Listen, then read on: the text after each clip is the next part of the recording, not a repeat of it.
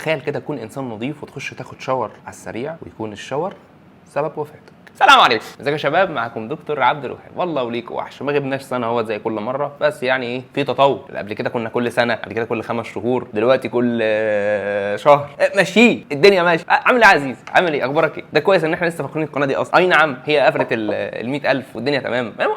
تعال احكي لك النهارده عن قصه لا تتخيلها ولا تتمناها الى ألد اعداء، ولكنك ستتعلم منه. بس قبل ما نبدا ما تنساش تعمل لايك وسبسكرايب وتفعل الجرس. والله الجرس مش باين عندك؟ ما انت عندك في زرار لعين لونه احمر، لو ضغطت عليه هيقلب رصاصي. جرب كده تحت اسمه سبسكرايب او اسمه اشترك في القناه. تعالى بص نخش في الكونكلود.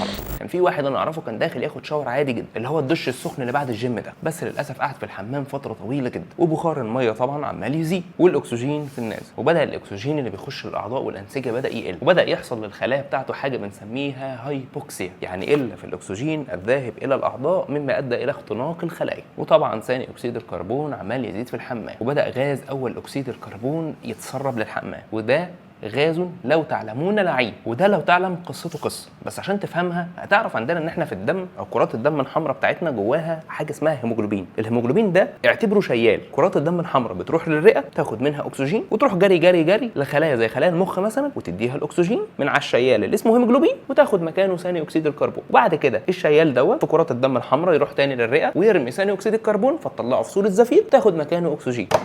هل تعلم يا عزيزي ان الهيموجلوبين بصباص؟ والله غدار وخائن. المعروف ان الهيموجلوبين بيحب الاكسجين، ولكن عندما يتواجد غاز اول اكسيد الكربون تلاقي الهيموجلوبين يروح ناطر بالاكسجين حبيبه ويمسك في مين؟ في اول اكسيد الكربون. عنده هاي افينيتي 4 مرات اكتر من غاز الاكسجين، اكتر بكتير جدا من الاكسجين، ويروح واخد غاز اول اكسيد الكربون ويخش جوه الدم بتاعك، فيبدا يعمل ايه؟ يعمل الاعراض اللي كلنا بنشوفها على المريض، يقول لك سبحان الله مات وشه مدور وقد البدر ومحمر كده ومزنهر. اعراض تسمم غاز اول اكسيد الكربون يا عزيز، بيعمل حاجه اسمها منفي وش البدر. يعني ما شافش اولياء الله الصالحين نازلينه في الحمام. نستفاد ايه من القصه العره دي؟ بلاش تطوله وانت بتستحمى، ويا ريت لو انت هتطول وتعمل نظام الساونا بقى وشغل الشفاط بعد اذنك.